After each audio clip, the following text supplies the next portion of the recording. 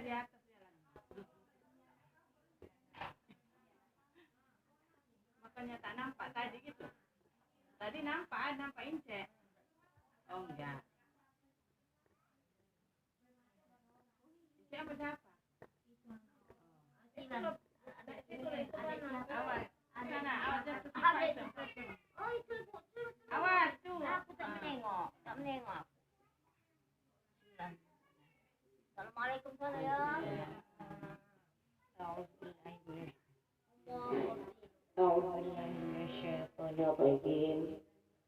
Bismillahirrahmanirrahim.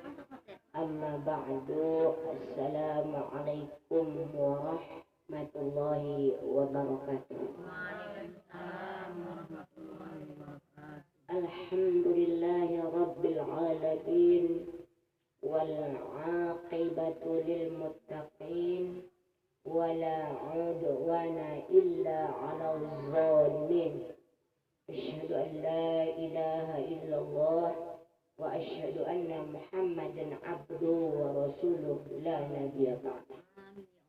Kita puji Allah Subhanahu wa Ta'ala yang pada siang hari yang berbahagia ini Allah berikan kita nikmat yang sangat banyak, nikmat keimanan, nikmat keislaman, nikmat panjang umur, nikmat kesehatan, kesempatan dan kemauan.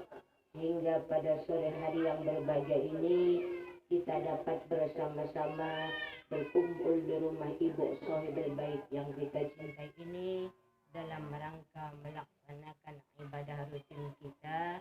Juga kita akan mendengarkan tausiah agama dan juga akan menyambungkan silaturahmi pada sore hari yang berbahagia ini.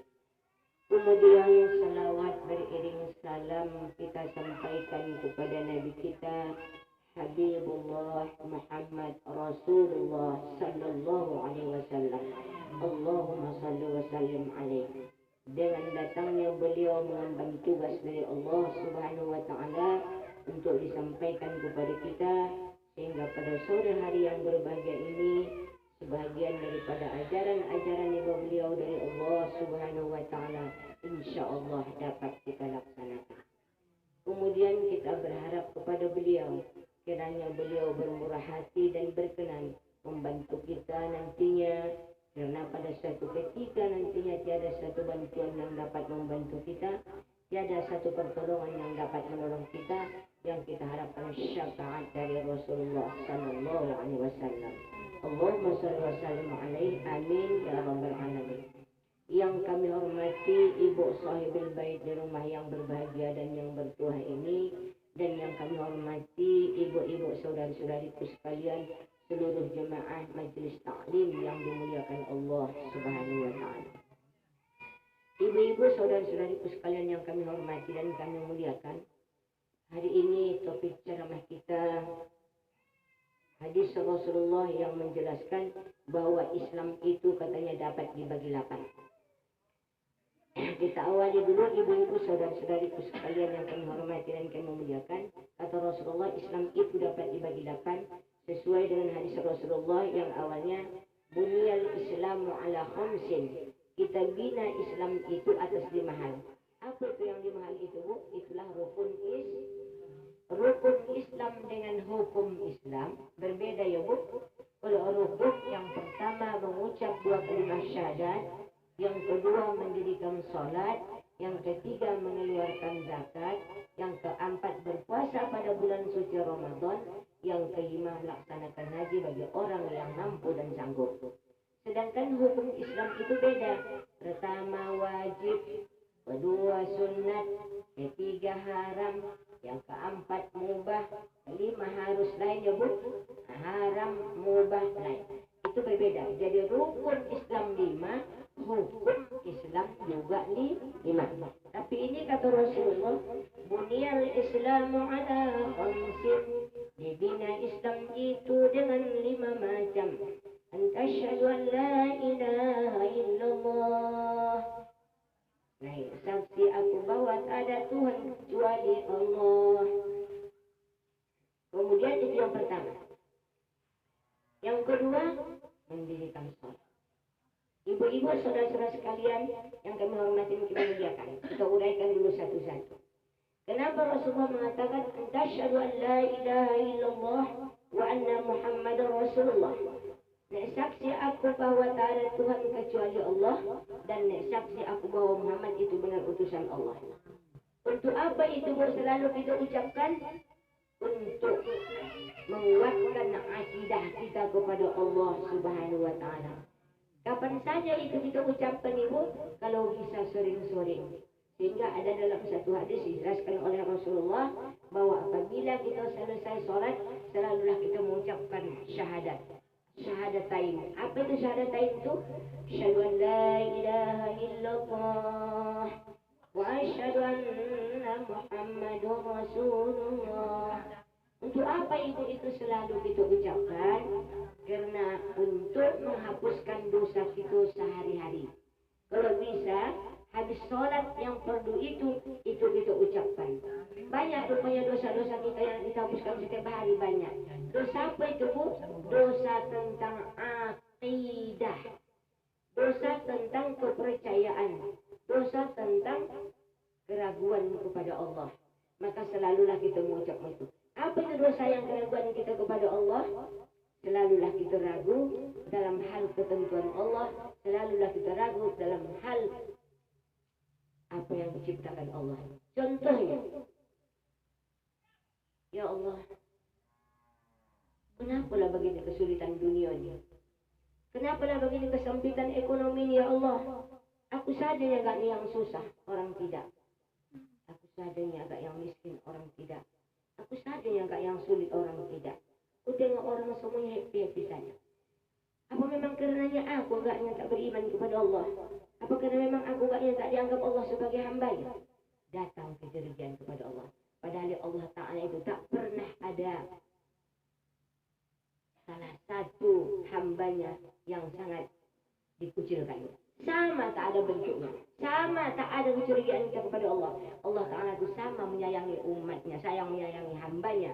Tak pernah Allah Ta'ala ada membedakan antara satu dengan yang lain. Setiap hamba Allah yang beriman, tetap Allah sayangi.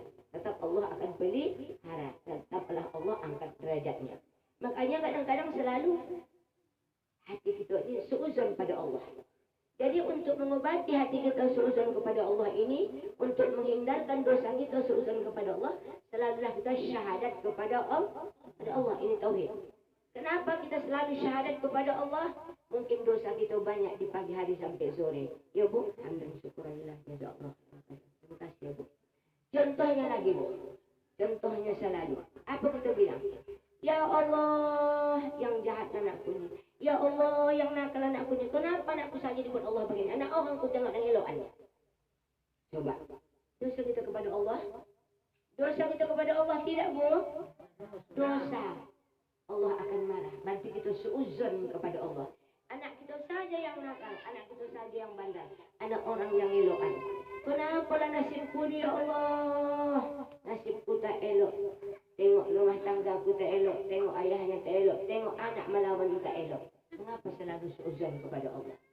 Aku saja yang begini ya Allah, orang yang lain tak ada macam nasibku ni ya Allah. Aku saja yang kurut begini, apalah dosaku? Marah Allah. Allah tidak ada beda-bedakan antara hamba-Nya. Tapi Allah bedakan antara orang yang beriman dengan orang yang tak beriman. Itu bedanya. Namun semuanya sama diciptakan Allah. Ada beda-bedanya. Tak ada bedanya. Sama-sama dua mata dikasih Allah. Sama dua kuping, dua tangan, dua kaki. Sama punya hidung. Semua punya hati dikasih Allah. Ada yang tak punya hati seperti boneka? Tak ada. Manusia yang diciptakan Allah semuanya punya hati, punya perasaan.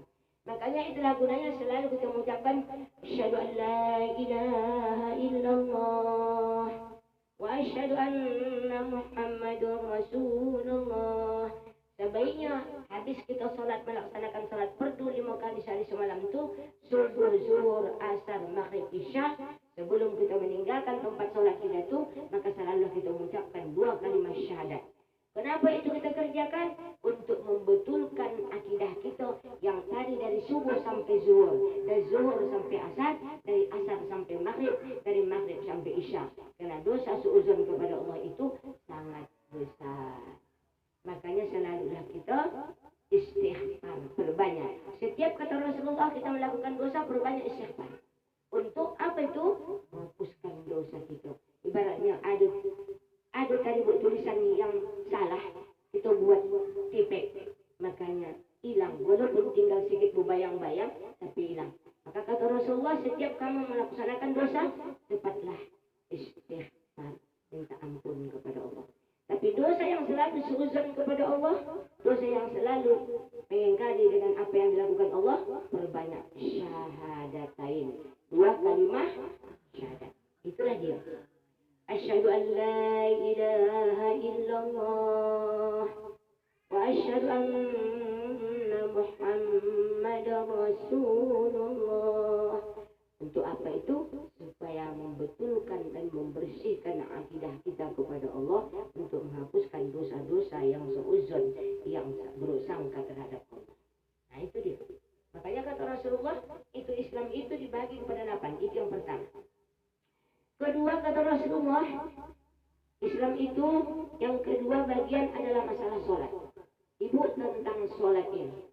Maka sholat ini adalah merupakan suatu kewajiban bagi semua hamba Allah. Siapapun orangnya, kalau meninggalkan sembahyang itu tetaplah dengan engkar. Karena Allah jelas mengatakan, man taraka sholata muta'ammidan faqad kafara jiharan. Barang siapa yang meninggalkan sembahyang itu dengan sengaja, maka sungguhnya dia adalah orang yang kafir dan engkar. Sengaja. Satu hadis ada menjelaskan, orang yang meninggalkan sholatnya dengan sengaja, alah dingin kali, malas sekali lakukan. Besok air ingin tenang dia, alah nggak sanggup besok aja. Ya ganti aja. Diganti aja besok. Sengaja kan Bu? Sengaja. Sholat isya udah tertidur, malas sekali, dingin kali. Satu hadis ada menjelaskan, siapa orang yang meninggalkan sholat dengan sengaja, maka sudah tertulis namanya di pintu neraka. Satu kali saja dia meninggalkan sholat dengan sengaja, sudah tertulis di pintu neraka. Coba kita bayangkan, dan berapa ratus kali kita meninggalkan sholat dengan sengaja. Mulai usia kita 15 tahun sampai saat ini, kalau 50 tahun umur kita saat ini dikurang 15, 35 tahun. Kalau sekarang 60 usia kita, potong 15, baru dewasa, berarti 45 tahun lah. Coba kita bayangkan berapa banyak dosa yang kita tinggalkan, berapa banyak sholat yang kita abaikan, yang melanggar peraturan Allah. Coba. Makanya banyaklah kita waspada tentang sholat. Nah itulah dia. Jadi ibu-ibu saudara-saudara sekalian yang kami hormati dan kami muliakan, Allah jelaskan dalam Al-Quran. Bismillahirrahmanirrahim. Inna salata tanha 'anil fahsya'i wal munkar. Sungguhnya sembahyang itu mencegah daripada segala pekerjaan yang keji dan mungkar.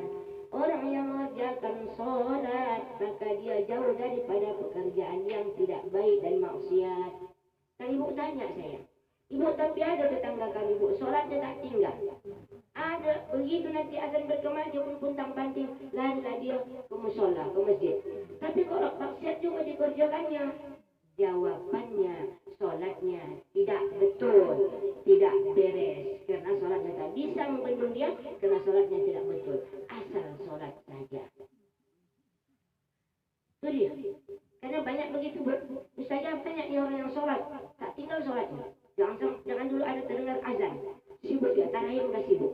Tapi maksiat juga, basabu juga. Kenapa dikerjakannya itu yang haram? Berjual lagi dia, membunuh orang. Menjual itu kan membunuh orang. Kenapa dikerjakannya? Saya jawab, berarti sholatnya tidak betul, sholatnya tidak beres. Itulah jawabannya. Kalau sholatnya asal-asal saja, maka tidak bisa membendung dia dari pekerjaan yang keji dan mungkar. Tak bisa menjaga dia, tak bisa memelihara dia. Itu dia.